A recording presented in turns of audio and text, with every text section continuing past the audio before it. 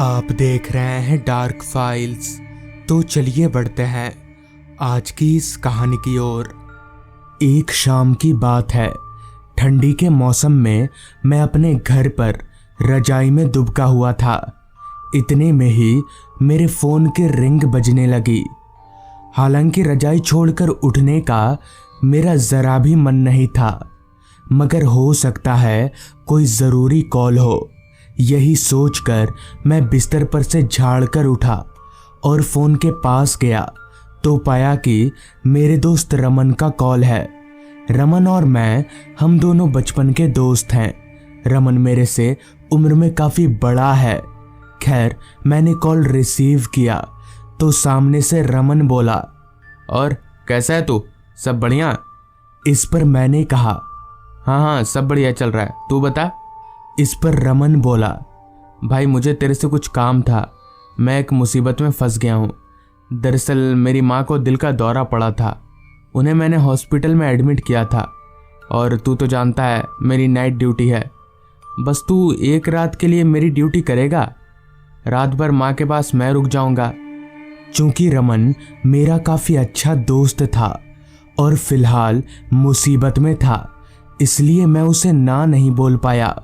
मेरे से हाँ का जवाब सुनते ही रमन ने शुक्रिया बोलकर फ़ोन रख दिया।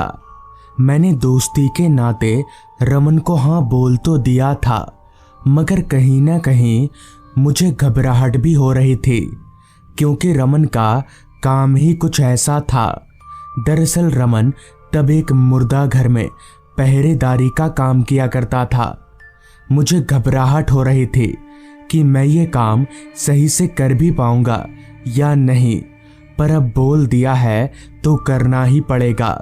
लिहाजा मैंने इस बारे में ज़्यादा सोचना ठीक नहीं समझा और रात होने का इंतज़ार करने लगा ताकि रमन की ड्यूटी के टाइम पर मैं निकल जाऊं।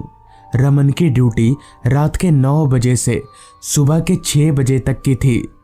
सबसे पहले तो मैंने ये बात अपने घर वालों को बताई, मगर सबने मुझे साफ तौर पर रमन का काम करने से मना कर दिया।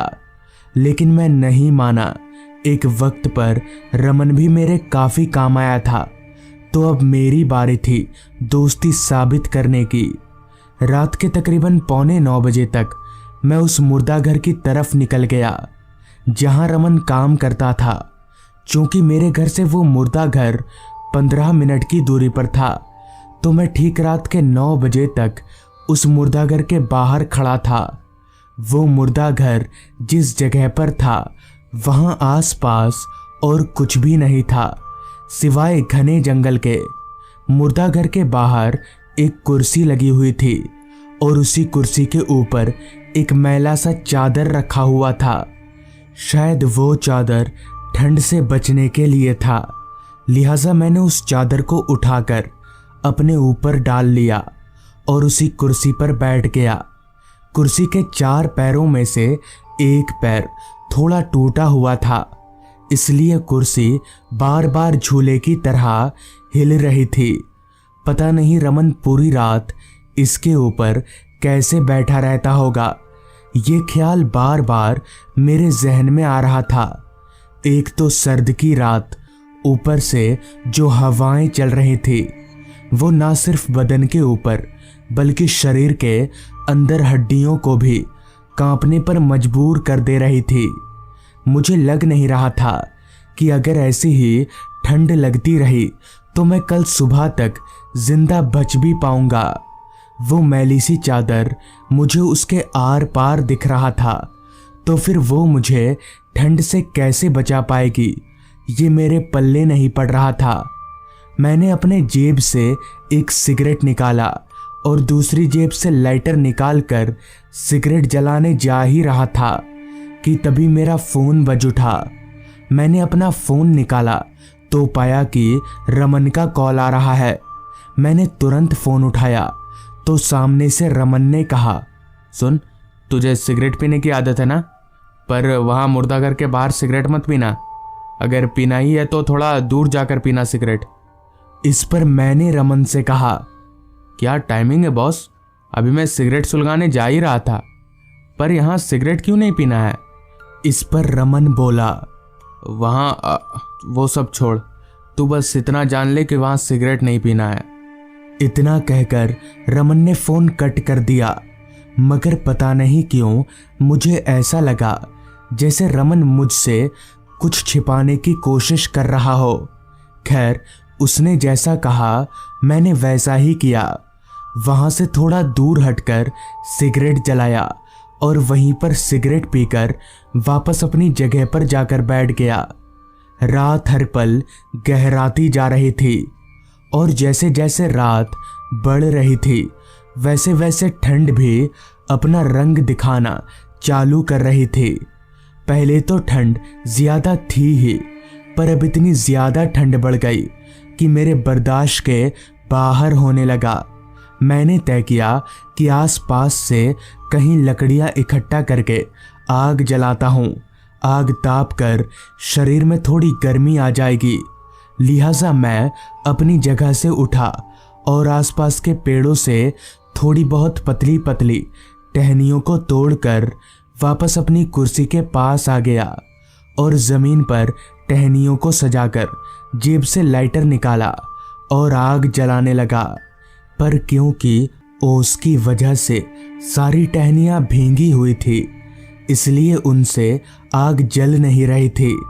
लेकिन बहुत मुश्किल से किसी तरह मैंने उन टहनियों को आग लगा ही दिया और मुर्दाघर के बाहर अपनी कुर्सी पर बैठकर आग तापने लगा। ठंड के मौसम में वो आग दवा का काम कर रही थी। आग ताप कर सुकून मिल रहा था।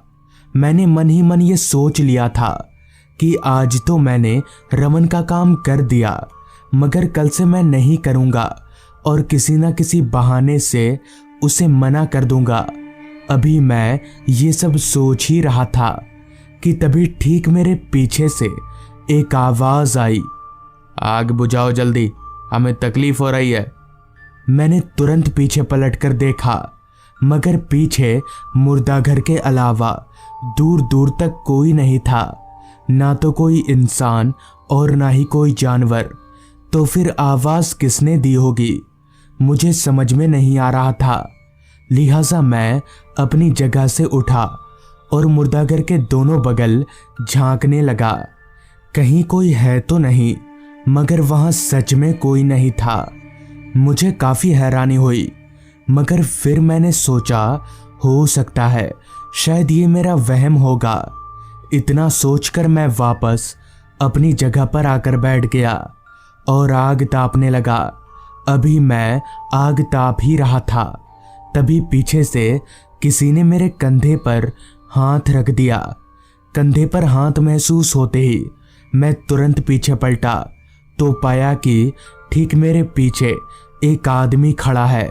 लेकिन अजीब बात तो ये थी कि वो आदमी यहाँ आया कहाँ से, क्योंकि वहाँ आसपास उस मुर्दाघर के अलावा दूसरा कोई घर नहीं था।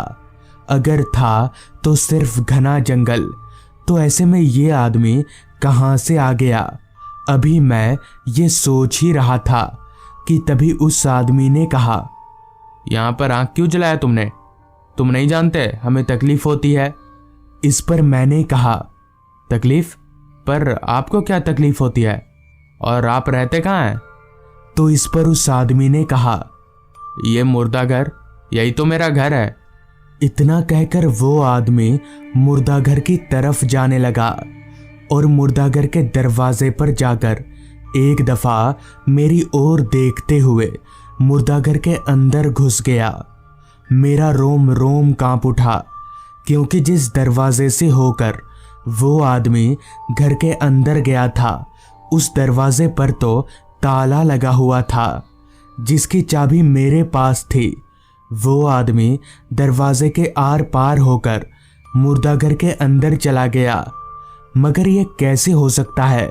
कोई आदमी दरवाजे के आर पार कैसे जा सकता है?